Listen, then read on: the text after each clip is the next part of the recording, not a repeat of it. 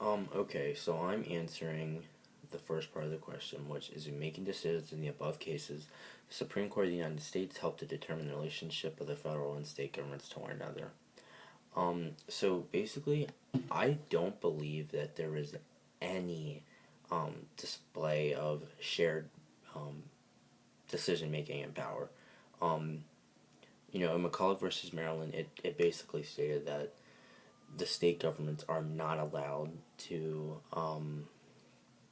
tax the federal government. The federal government has all authority over taxes. And Gibbons versus Ogden, basically, Congress is in charge of um, trade and interstate mingling. So it all appears um, that Congress, that the federal government has power over the states. The states, they have no rights. They can't deal with other states or any other nations. They have to go through Congress in order to deal with each other. Second part of the question, do I believe that decisions in McCulloch versus Maryland and Gibbons versus Ogden did more to pull the American people into a nation than any other event in the country's history except war?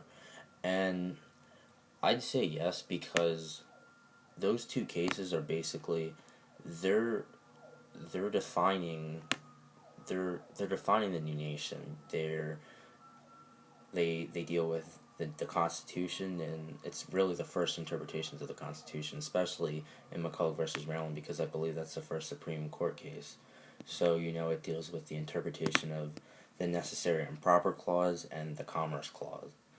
Um, and that's really where we where we as a people see the federal government's power and what's going to become of the nation with the federal government and its power over the states.